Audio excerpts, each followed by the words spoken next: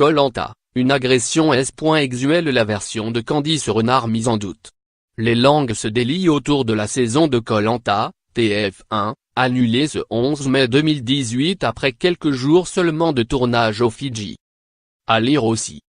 Elisa Dushku agressée sexuellement à 12 ans, son agresseur nie. Jérém Star, à son tour visé par une plainte pour agression sexuelle sur mineur. Brendan Fraser, la momie, révèle avoir été agressée sexuellement. Une candidate, Candice Renard, 21 ans, fille de l'actuel sélectionneur de l'équipe de football nationale du Maroc Hervé Renard, avait dénoncé des faits susceptibles de relever d'une tentative d'agression sexuelle après la 4e journée de survie, en pleine nuit sur le camp. Aussitôt exfiltrée et séparée de son prétendu agresseur après avoir alerté la production à l'aide d'un talkie-walkie, le jeu avait été stoppé net tandis que le candidat dénoncé, Eddie Guillotte, aujourd'hui défendu par l'avocat Jérémy Assou, niait en bloc les accusations de la jeune femme.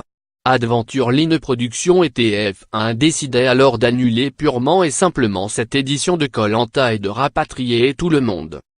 C'est dans ce contexte que les témoignages tombent désormais au compte-gouttes, notamment de la part des autres participants contraints de quitter le jeu. Nos confrères de Closet ont par exemple recueilli une toute autre version des faits.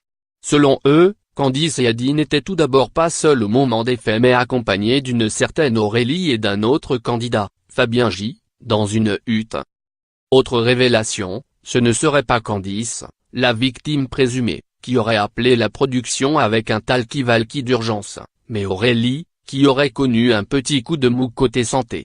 Candice, qui n'allait pas très bien non plus, se serait alors mise à l'écart du groupe et Yadi aurait souhaité la rejoindre pour savoir si tout allait bien en lui annonçant « ça tombe bien, les secours arrivent ».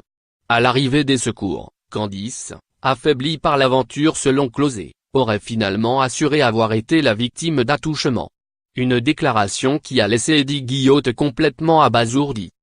Selon BFM TV, un témoin, Fabien J., présent au moment des faits, nierait la version de Candice Renard.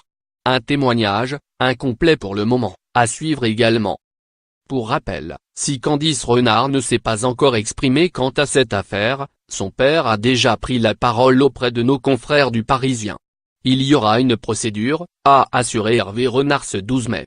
En effet, comme l'avocat d'Alp l'avait signifié à France Info vendredi, des suites judiciaires en France étaient à prévoir étant donné que l'incident présumé s'est produit entre deux ressortissants français.